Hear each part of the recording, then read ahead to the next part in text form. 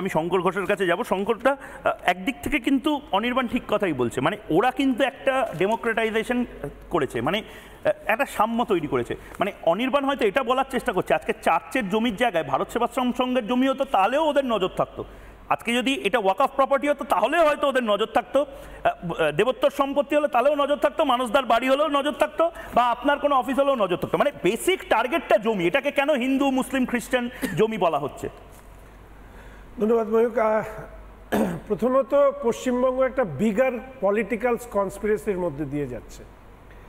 Ramakrishna mission শালুগারা তার জমি দখল থেকে চার্চ অবধি এই যে কনস্পিরেসির লাইনটা, এইটাকে যদি আমরা খণ্ড খণ্ডভাবে দেখে এক জায়গায় জুড়ে দিই তাহলে দেখব যে পার্লামেন্টের ভেতরে কি বলা হচ্ছে, হিন্দু মানেই হিংসা হিংসা হিংসা, হিন্দু মানেই মিথ্যে মিথ্যে মিথ্যে।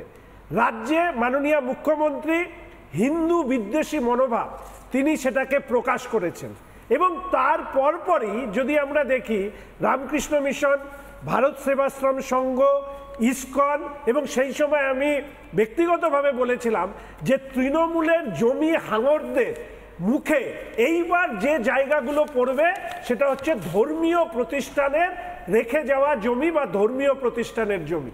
ফলে রামকৃষ্ণ মিশন থেকে এই চার্চ অবধি এটা একই অক্ষের মধ্যে রাখা হয়েছে। দ্বিতীয়ত যে বিষয় নিয়ে আজকে আমি তোমাকে ধন্যবাদ জানাবো, একটু আগে মাননীয় মুখ্যমন্ত্রী তাকে একটি প্রশ্ন রিপাবলিকের প্রতিনিধি করেছিলেন যে ফিরহাদ হাকিম সাহেব তিনি যে কথা বলেছেন সেই কথা তিনি সম্মতি দেন কি সম্মতি দেন না, বা সমর্থন করেন কি করেন না। আজকের দিনে দাঁড়িয়ে তৃণমূল কংগ্রেস বা আরও যদি আমি বলি এই দলের হিডেন এজেন্ডা প্রকাশ্যে নিয়ে এসছেন ফিরহাদ হাকিম সাহেব। সেদিন ফিরহাদ হাকিম সাহেবকে যে সাংবাদিকরা এই কথা বলতে পারেননি যে আপনি যেটা বলছেন তাতে আপনার চেহারা যে সাম্প্রদায়িক এবং আপনি যে ধর্মান্তকরণের উস্কানি দিচ্ছেন আপনার স্টেটমেন্টের মধ্যে দিয়ে, সেটা কিন্তু মানুষের সামনে উঠে এসছে। ফলে তৃণমূল কংগ্রেসের হিডেন এজেন্ডার মধ্যে মুসলিম সম্প্রদায়ের তুষ্টিকরণ শুধু নয়, হিন্দু বিদ্বেষ, খ্রিস্টান বিদ্বেষ বা অন্যান্য ধর্মের প্রতি বিদ্বেষ, এই বিদ্বেষটা ফুটে উঠছে।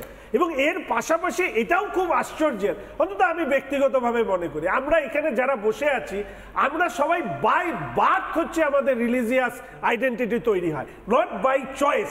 সেখানে দাঁড়িয়ে আজকের দিনে দাঁড়িয়ে এই যে ঘটনাগুলো ঘটছে সেখানে মুসলিম ইন্টেলেকচুয়াল তাদের নীরবতা আরো এই সমস্যাকে গভীরতর করছে। আজকে আমার অবাক হয়ে আমি লক্ষ্য করি একদিকে ফিরহাদ হাকিম সাহেবের মতন ব্যক্তিরা যিনি বলেন দুর্গাপুজো কালী পুজো করেন, একসময় বলেছিলেন মিনি পাকিস্তানের কথা, আজকে বলছেন ধর্মান্তকরণ, এবং তার মধ্যে দিয়ে দুর্ভাগা আর কি অন্যান্য ধর্মের মানুষ তারা কি জন্নত, আমি অত ধর্ম নিয়ে বলতে পারি না, হ্যাঁ ওটা পাবেন। আর সেই জায়গায় দাঁড়িয়ে আমি বলবো একদিকে মুসলিম বুদ্ধিজীবীদের নীরবতা, আরেকদিকে প্রান্তিক গরিব মানুষকে ভোট ব্যাংকে পরিণত করে যদি আমরা এই সময় একটা লাইন টানি, দেখুন শেখ শাহজাহান, আরাবুল, হামিদুল, তেজামুল, এই যে তৃণমূলের ভোট মেশিন, এই ভোট মেশিন না প্রান্তিক মুসলিমদেরকে কোনো সহযোগিতা করছে এবং পশ্চিমবঙ্গে অনুপ্রবেশের সমস্যা এমন একটা জায়গায় নিয়ে এসছে যেখানে দাঁড়িয়ে আজকের দিনে চোপড়ার ঘটনা, আমি এটা বলেছি যে রিলিজিয়াস ডমিনেন্স তৈরি করছে। এমন রিলিজিয়াস ডমিনেন্স আগামী দিনে আপনি যদি জন্মসূত্রে হিন্দু হন আপনার কথা বলার অধিকার এই পশ্চিমবঙ্গে থাকবে না, তার দিক নির্দেশ করেছে।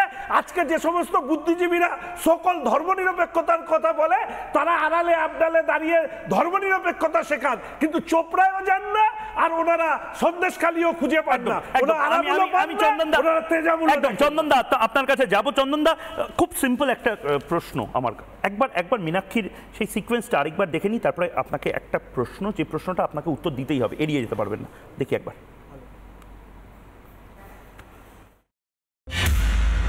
দিদি বাংলা প্রসঙ্গে একটা প্রশ্ন, ফিরহাদ হাকিমের বক্তব্যে স্টেটমেন্টে আপনার কোনো রিঅ্যাকশন? আমি একটা কথা বলি, শুনুন কে কি বলেছেন। আমরা যে রোজ আমি কারণ স্টেটমেন্ট, আমি তাতে কি যায় আসে, ওর নিজের ওপিনিয়ন বলেছে।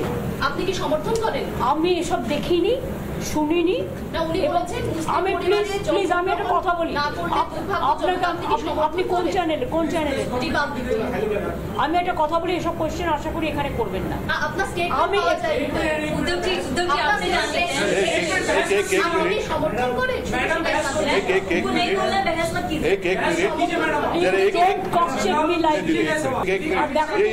पारिवारिक मुलाकात है কি तो বলে না বলে আমি তো রোজ দেখি না, আমার যদি কেউ নলেজে নিয়ে আসে, লেট মি সি ফার্স্ট কি বলেছে, then I can reply. Without seeing I cannot reply. আপনি দেখেন নো। চন্দনদা, একদম সত্যি করে বলুন তো, ফিরহাদ হাকিম যে ধরনের কথাবার্তা বলছেন, হামিদুর বলছেন, এগুলোকে আপনিও সমর্থন করেন? এবং ফিরহাদ হাকিম যে বলছেন এই যে দুর্ভাগা যারা যারা ইসলামে জন্মগ্রহণ করেনি, চন্দন চ্যাটার্জি আপনিও কি দুর্ভাগা নাকি? মানে আমি এই কথাগুলো একটাই কারণে বলছি, মমতা বন্দ্যোপাধ্যায়ও বলছেন আমি এগুলো শুনিনি, এড়িয়ে যাচ্ছেন। এদিকে পাড়ায় পাড়ায় শাহজাহান এবং জয়ন্ত সিংরা ঘুরে বেড়াচ্ছে। এটা কি? এটা তো বাম আমলেও আমরা দেখিনি চন্দনদা। দেখো, আসলে দুর্ভাগা নয়, আমি এবং তুমি আমরা সবাই অভাগা। কারণ অনেক দিন আগেই তো রবীন্দ্রনাথ বললেন যে নগরে যখন আগুন লাগবে দেবালয়ও ছাড় পাবে না। ফলে তুমি আজকে আলোচনা করছো মন্দির, মসজিদ, চার্চ, এগুলো কি? নেতাজি সুভাষচন্দ্র বোসকে নিয়ে এতগুলো কমিশন তৈরি হয়েছে, তৃণমূলের তোলাবাজ গিয়ে বলছে সুভাষদাকে ডেকে দিন, উনি পারলে ফেরত আসতেন যদি সত্যি সত্যি থাকতেন। এমন জায়গায় পৌঁছে গেছে। ফলে মন্দির, মসজিদ, চার্চ এগুলো কোনো ব্যাপারই নয়। আর দ্বিতীয়, শ্মশানটা বললে না তুমি একটু আগে, সব চুরি হচ্ছে। হ্যাঁ, আমার ভয় লাগছে কোনোদিন হয়তো শ্মশানও চুরি হয়ে যাবে। শ্মশানও চুরি হয়েছে, এই বাংলায় শ্মশানও চুরি হয়েছে। জলপাইগুড়ি ডেভেলপমেন্ট অথরিটি 2014 সালে গোদালা ছিলেন তার চেয়ারম্যান।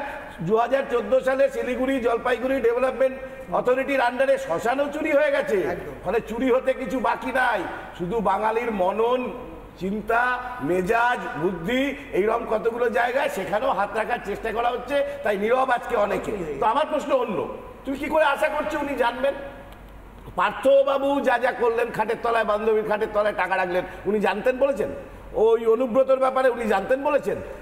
জ্যোতিপ্রিয়র ব্যাপারে উনি জানতেন বলেছেন? এগুলো সব তাদের দায়িত্ব। তৃণমূল কংগ্রেস রত্নাকরের গার্জেনদের পার্টি, যা করে রত্নাকর নিজের দায়িত্বে করবে। তুমি বলো তো আমাকে, আমি আগে কোনো কিছু জানতাম না, আমি জানলে টিকিট দিতাম না। আলুর দাম বাড়লে উনি জানেন না, বিদ্যুতের দাম এসিবি বাড়াক, সিএসসি বাড়াক, উনি জানেন না। হকার কলকাতার রাস্তায় বসে গেল, পুলিশ ঘুষ খেয়ে বসিয়েছে, উনি জানেন না। তাহলে জানেনটাকে? এটা তো জানেন না রাজ্য চলছে। ফলে জানা ওনার উচিত ছিল, সবই উনি জানেন। ঠিক যেমন একইভাবে পুলিশ বলছে যে আমি 2021 সালের ভিডিও আমায় কেউ নলেজে আনেনি। ফলে পুলিশের নলেজে কেউ ভিডিও আনেনি, মুখ্যমন্ত্রীর নলেজে কেউ এই কথা আনেনি। ফলে এগুলো সবই নিজেকে ঢাকার চেষ্টা। কিন্তু এটাও ঠিক, যেমন ব্রিজভূষণ আর টেনি, এদের বাঁচানোরও লোক আছে, ঠিক একই রকমভাবে এখানে এদেরও বাঁচানোর লোক আছে। কিন্তু এটা দিয়ে তো সমস্যা নয়। মূল সমস্যা তো আজকে এটাই যে যখন বেগুন কিনছে 180 টাকা দিয়ে বাঙালি, তখন হিন্দুর আলাদা রেট আর মুসলমানের আলাদা রেট তো নয় ভাই। যখন চাকরি পাচ্ছে না, রেলে মোদিজিও চাকরি দেন না আর পুলিশে দিদিও চাকরি দেন না। যখন বেকারি হয়, যখন জিনিসের দাম বাড়ে, তখন এই হিন্দু আর মুসলমান দিয়ে এগুলোকে গুলিয়ে দেওয়ার চেষ্টা। কিন্তু এটা ঠিক যে ধর্মনিরপেক্ষ দেশে ববি হাকিম যে কথা বলেছেন, অন্য সম্প্রদায়কে আঘাত করা, এটাও উচিত হয়নি। ঠিক যেমন ভাবে ভারতবর্ষের মুসলমানদের পাকিস্তানে চলে যেতে হবে, এ কথাও বলা উচিত। বেশ বেশ।